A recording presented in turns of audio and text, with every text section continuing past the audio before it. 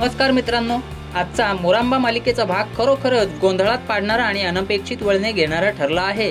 रात्रीच्या एका घटनेने आणि नशेत दिलेल्या कबुलीने संपूर्ण घरात गैरसमजांचे आणि हास्याचे वातावरण निर्माण झाले आहे। काय चाललंय या घरात? नक्की कोण कोणाच्या प्रेमात आहे आणि कोण कोणाला होकार देत आहे याचा पत्ताच लागत नाहीये। सुरुवात तर अगदी हास्यास्पद होती। रात्रीच्या तमाशामुळे अक्षय अगदी गडबडीत उठून येतो आणि पाहतो तर काय, सगळेजण त्याला पाहून हसत आहेत। राणी आणि मुलं हसू थांबवतच नाहीत।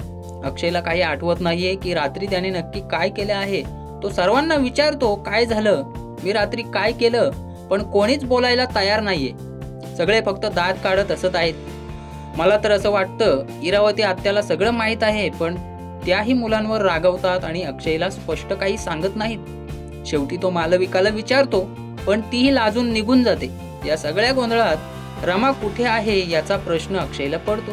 खरं सांगायचं तर हे दृश्य खूप मजेदार होतं, पण अक्षयची अवस्था पाहून थोडं वाईटही वाटलं। यानंतरचा भाग तर कहरच आहे। इरावती आत्या आणि मुले मिळून अक्षयला रात्रीच्या घटनेचा व्हिडिओ दाखवतात। तो व्हिडिओ पाहतो आणि त्याला कळतं की नशेत त्याने चक्क चंद्राच्या साक्षीने आय लव्ह यू म्हणत रमावरचं प्रेम व्यक्त केलं होतं। व्हिडिओ पाहून अक्षयला स्वतःचीच इतकी लाज वाटू लागते की काय सांगू। तो विचारतो, मी शिडीवर का चढलो होतो, आणि मग आरोही त्याला चिडवते की तो हिरो सारखा दिसत होता।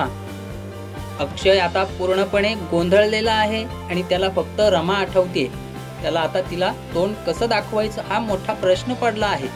या सगळ्या गडबडीत अचानक साईची एंट्री होते। साईच्या आईचा त्याला फोन येतो आणि त्या फोनमुळे अजून एक मोठा गैरसमज निर्माण होतो।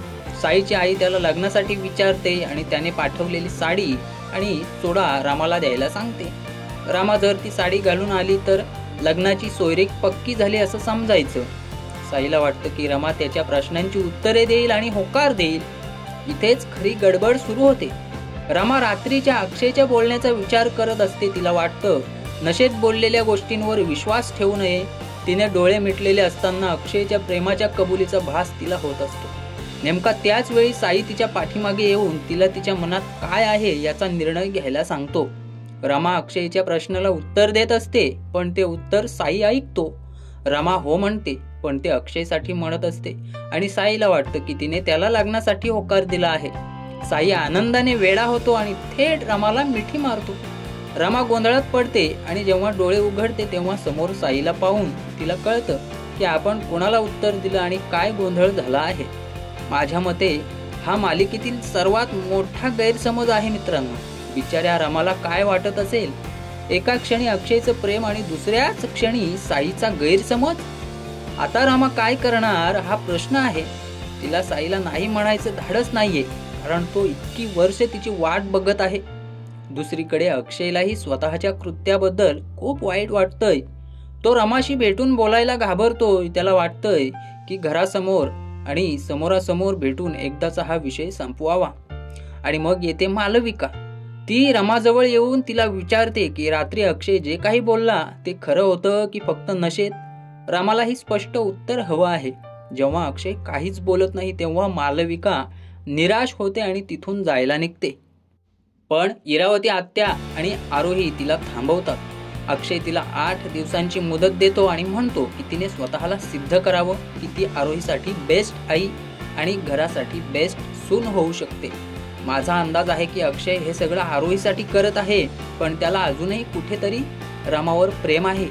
आता हा भाग इथेच संपतो आणि पुढील भागात काय होणार याची उत्सुकता वाढवते। माझा अंदाज आहे की साई, त्याची आई आणि रमाने दिलेला होकार यामुळे मोठा गोंधळ होणार आहे। रमाची अवस्था बिकट होणार आहे। साईला वाटेल की रमाने लग्नाला होकार दिला आहे आणि तो आनंदाने आईला साडी आणि चुडा देतो। जेव्हा तो साडी आणि चुडा रमाला देतो तेव्हा नेमकं त्याच वेळी अक्षयही तिथे येतो आणि त्याला वाटतं की हे त्याने रमासाठी आणलेलं आहे। इकडे रमा ती साडी जवळ घेते आणि साई तिला मिठी मारतो।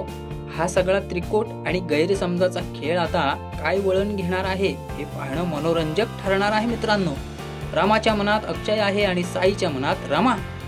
बिचारी रमा ती यातून कशी मार्ग काढते हे बघायला लागेल। मित्रांनो, तुम्हाला काय वाटतं, रमा कोणाला निवडेल, अक्षयला जो अजूनही तिच्यावर प्रेम करतोय, की साईला ज्याने इतकी वर्ष तिची वाट पाहिली? तुमच्या प्रतिक्रिया आम्हाला नक्की कळवा. 45 मराठी चॅनलला सबस्क्राईब करा आणि आम्हाला सांगा की पुढील भागात काय होईल. हा भाग होता 14 नोव्हेंबर 2025चा. याच्यावरचं हे विश्लेषण तुम्हाला कसं वाटतंय सांगा. भेटूया लवकरच. तोपर्यंत सर्वांना धन्यवाद.